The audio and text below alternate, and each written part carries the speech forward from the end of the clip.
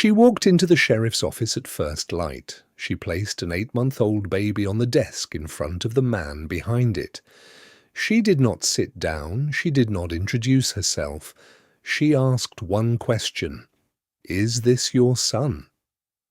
The man behind the desk was Sheriff Caleb Brand.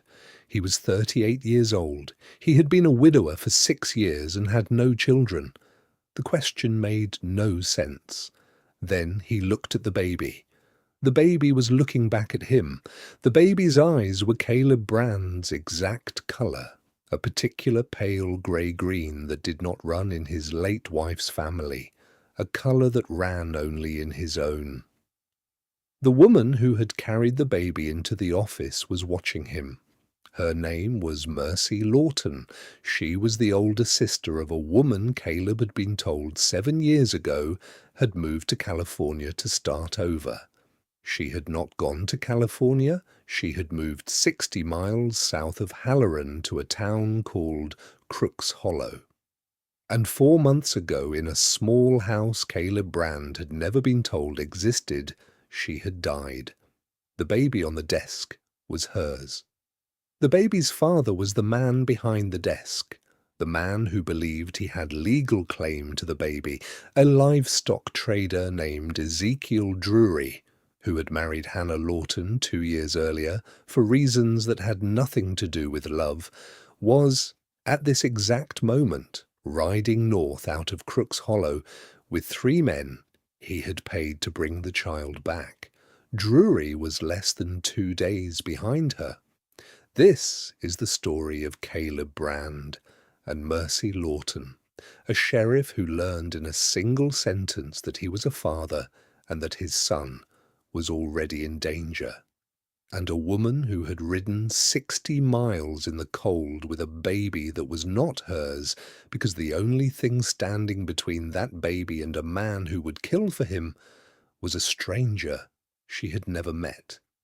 This is Untold Tales of the Old West. Before we go any further into this story, if slow burn Western tales told this way, quietly, honestly, and without rushing the parts that matter, are the kind of stories that stay with you. Subscribe so the next one finds you. Drop your city or your country in the comments below. I would love to know how far this story has travelled to reach you. Now, back to the sheriff's office. Caleb Brand did not move for a long moment. He was sitting at his desk with a cup of coffee in his hand. The cup was halfway to his mouth. He set it down slowly. He looked at the baby. The baby was wrapped in a blue wool blanket. The corner of the blanket had 2 small letters embroidered in white thread. HL. He saw them. He did not need to ask whose initials they were. The baby reached one small hand toward the cup of coffee on the desk. Mercy moved without thinking and lifted the cup out of the baby's reach. She set it down on the windowsill behind him. That small movement told Caleb something he had not understood until he saw it. She had done that before. She had moved that cup the way a woman moves something a baby reaches for when she has been carrying him for more than a day. She had been keeping him alive. "What is his name?" Caleb asked. It was the first thing he said. Mercy did not answer right away. She looked at the baby for a moment, then she looked at Caleb. "My sister called him Owen," she said. "She said it was the name you had picked out together before." Caleb closed his eyes. He had picked that name out with Hannah Lawton 7 years ago on a porch in late summer before he had been told she was leaving for California. He had not said the name out loud to anyone since. Not even his late wife had known about it. The baby on his desk was Owen. "Sit down," Caleb said. Mercy sat down. She looked tired in the particular way of a woman who had been in a saddle for 60 miles in cold weather and had not been able to sleep at the stops because the baby had been crying and the men chasing her had been close. She told him plainly. My sister wrote me a letter 4 days before she died. She told me everything, where she had been, who the baby's father was, what she wanted me to do if anything happened. The letter said, if I die, get the baby to Caleb Brand in Halloran. Do not write to him. Do not warn him. Just bring the baby and place him in Caleb's hands. She paused. My sister also told me one more thing in that letter. She said, do not let Ezekiel Drury know where you are going. Caleb opened his eyes. Why? He asked. Because Drury knew the baby wasn't his, Mercy said. He knew it from the start. He married my sister anyway because the property she inherited from our father came with the baby. He could not separate the two. So he married her, kept the baby, and made plans to use the boy as legal heir to the property when the time came. She looked down at her hands. My sister stayed because she had nowhere else to go. She would not write to you, she said. She would not interrupt your marriage. She said she would not raise her son in the shadow of a man she could not have. She made me promise I would not contact you while she was alive. She looked up. She is not alive anymore. So I came. Caleb looked at the baby. The baby had fallen asleep on the desk. There was a small back room behind the sheriff's office. Caleb used it as a storeroom. There was a narrow cot in the corner where deputies slept on long nights. He carried the baby into that room. He set him down on the cot. He covered him with the blue blanket, with the embroidered initials. The baby did not wake up. He came back out to the front office. Mercy was standing at the window. She was looking at the road that came into Halloran from the south. How much time do we have? Caleb asked. He started 2 days behind me, Mercy said. I have not slept in 3 nights. I rode the first 30 miles in one stretch. He cannot ride that hard with 3 men. But he is not slowed by a baby. By tonight, he will be 20 miles south. By tomorrow morning, 10. By tomorrow evening at the latest, he will be in Halloran. She turned around. He will not come quietly. He will come with the 3 men he hired. He will tell the town he is here to retrieve a stolen child from a woman who has lost her senses. He will have papers. He will look like the law. Caleb sat down at his desk. He put both hands flat on the wood. He thought about what he was looking at. He had a son. He had a son he had not known about for 8 months. The mother of that son had loved him for 7 years and had died believing she could not interrupt his life. The man who had married her for property was now riding north with 3 paid men to take the child back. The decision was already made. He just had not said it yet. You can stay here, he said, not in this office, in my house at the edge of town. There is a room. You can have it. The baby stays with me. Mercy looked at him for a long moment. I am not asking you to take him alone, she said. I rode 60 miles to bring him to you. I did not ride 60 miles to leave him with a stranger and ride home. Caleb almost smiled. It was the first thing close to a smile that had moved across his face in 6 years. Then stay, he said. That afternoon, while the baby slept, Mercy walked out behind Caleb's small house with a hand axe and a length of pine she had pulled from the woodpile. Caleb watched her from the back porch. She was carving a cradle. She had not asked permission. She had simply found the wood, found the tools, and started working. She carved with the kind of confidence that came from having done it before. Her hands moved without hesitation. The pine peeled away in long curls under the blade. The shape of the cradle came up out of the wood, the way a shape comes up out of stone for a sculptor who already knows what is inside. Caleb brought her a cup of coffee. She took it with one hand and kept working with the other. I made one of these for my sister when Owen was born, she said without looking up. She did not know I knew. I left it on her porch in the middle of the night. She kept it. He slept in it for 6 months. She paused. Drury burned it when she died. Caleb did not respond. There was nothing to respond to. He stood there on the porch with his own cup of coffee and watched her carve. The wood smelled clean. The morning was cold. Inside the house his son was sleeping. That afternoon, while Mercy was finishing the cradle, 2 of Caleb's neighbours walked past the house slowly enough to notice the carving and the smoke from the chimney and the saddled horse Caleb had not put away yet. The first was an older man named Hollis, who ran the feed store. He did not stop. He nodded at Caleb across the yard. He kept walking.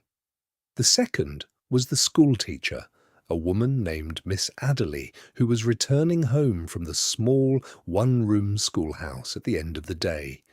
She did stop. She looked at the cradle, she looked at Mercy, she looked at Caleb on the porch. She did not ask anything. She said only, "Your boy?" Caleb thought about the question for a moment. "Yes," he said.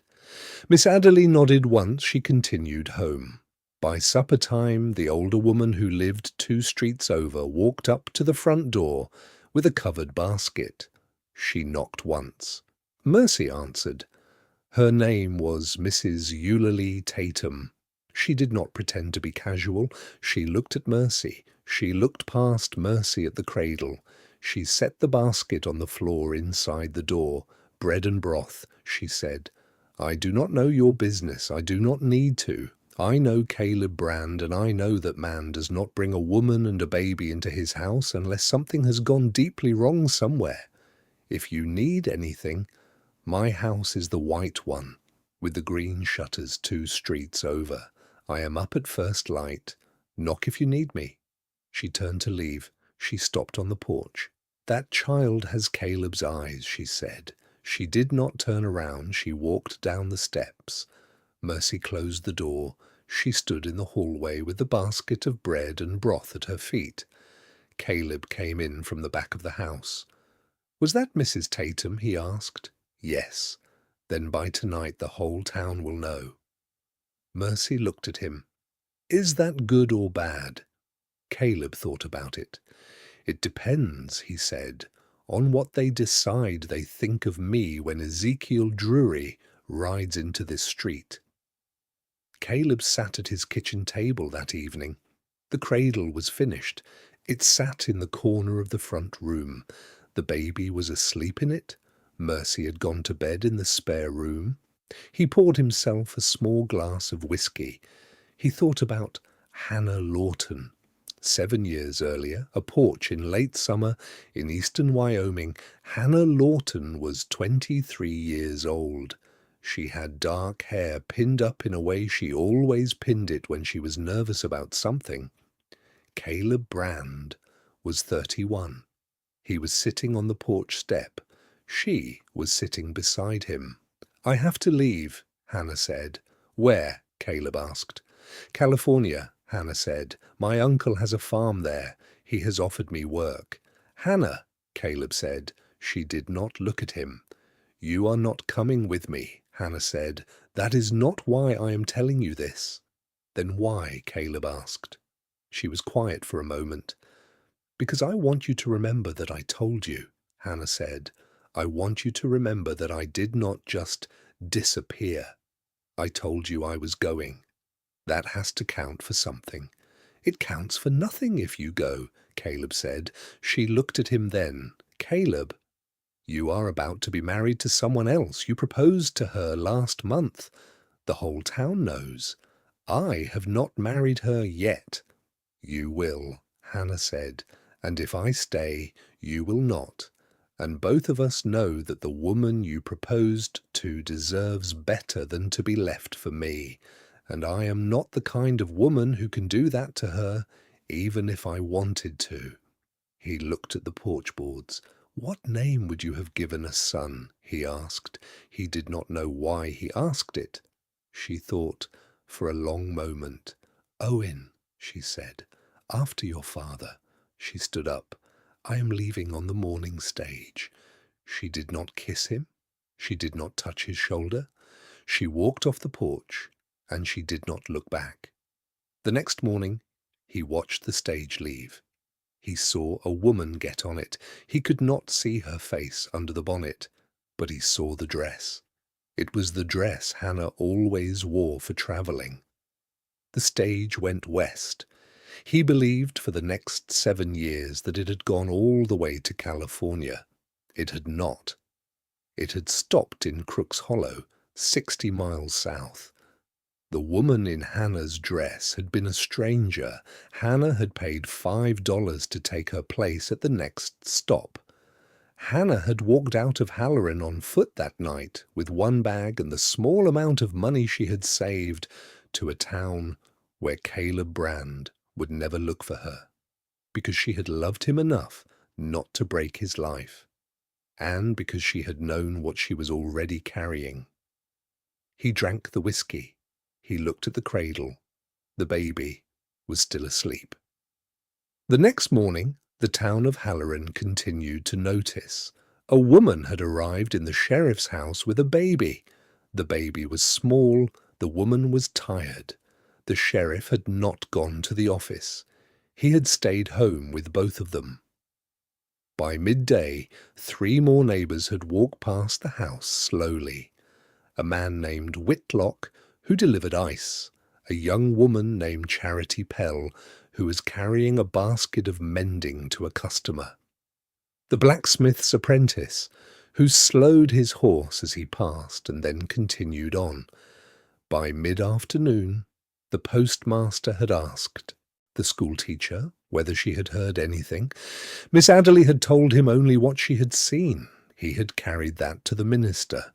The minister had carried it to Mrs. Tatum. Mrs. Tatum had told them all the same thing. That child has Caleb's eyes. By supper time, the town had decided what it knew. It did not need a story. It had seen the eyes. Drury was 20 miles south of Halloran by sundown that day. He camped that night beside a cold creek with 3 men he had hired in Crook's Hollow. He did not sleep well. By sunup, he was 12 miles south. By mid-morning, he was 8. By noon, he had stopped at a small trading post 6 miles outside Halloran to water his horse and eat a piece of dry bread. By 2 in the afternoon, he was on the road that came into town from the south. By 3, he could see the rooftops. By 4, the sun was beginning to slant west. By 4:30, his horse's hooves were on the main street of Halloran. He stopped at the front of the sheriff's office. The sheriff's office was empty. He turned his horse and rode 3 streets over to the small house at the edge of town. He stopped at the front gate. The 3 men he had hired stopped behind him. The sun was the color of old copper. The wind moved through the dry grass in the front yard. Caleb Brand was already standing in the yard. He had been standing there for an hour. He had known Drury would come at dusk. Mercy was on the porch with a rifle in her hands. She was not aiming it. She was holding it loose and ready. The baby was asleep in the cradle in the front room with the door closed. Drury sat his horse for a long moment. He looked at Caleb. He looked at Mercy. He looked at the small house. He smiled. It was the smile of a man who believed he had the law and the paperwork, and the 3 men behind him on his side, and that all 3 of those things together made a problem he could solve. He swung down from the saddle. He did not draw a weapon. "Sheriff Brand," Drury said, "I believe you have something that belongs to me." Caleb did not move. "Tell me what you think I have," Caleb said. "My wife's child," Drury said, "stolen from my home 3 nights ago by the woman behind you." "Your wife is dead," Caleb said. "That does not change the legal position." "What is the legal position?" Drury reached slowly into the inside pocket of his coat. He pulled out a folded piece of paper. He held it up. Marriage certificate, property records, birth registration in the name of Ezekiel Drury as father. The boy is mine on every piece of paper that matters in the territory of Wyoming. He held the paper out toward Caleb. Caleb did not take it. You took him from his mother, Caleb said. Drury's smile did not move. His mother is dead, Drury said. That is not relevant. His mother gave him to her sister before she died, Caleb said. She wrote a letter. She named the man she wanted to raise the boy. That man is not you. That letter has no legal weight. It has every weight that matters. The yard went silent. The wind did not move for a long moment. Then it moved again. It came across the dry grass. It pushed against the dust at the base of the gate. It lifted the loose corner of the folded paper still held in Drury's hand. It died down again. The three men behind Drury shifted in their saddles. The horses shook their heads against the flies. One of the horses pawed the ground once and stopped. None of the three men spoke. Two of them were looking at Caleb. The third was looking at Mercy on the porch with the rifle. Mercy's hands were perfectly still on the wood of the rifle stock. The barrel was angled at the dirt 3 feet in front of Drury's boots. She was not aiming. She was simply holding the rifle in the position from which any aim would take less than a second to complete. Drury looked at Caleb. Caleb looked at Drury. The sun had moved enough that the long shadow of the house now reached past the front gate. Drury was standing in that shadow. Caleb was not. The light fell on the right side of Caleb's face and caught the edge of the badge on his chest. The badge was old. The metal had been touched by his right thumb so many times in 11 years that one corner of the surface had worn smooth. Drury was reading the geometry of the situation. Caleb could see him reading it. Then Drury did something Caleb had been waiting for.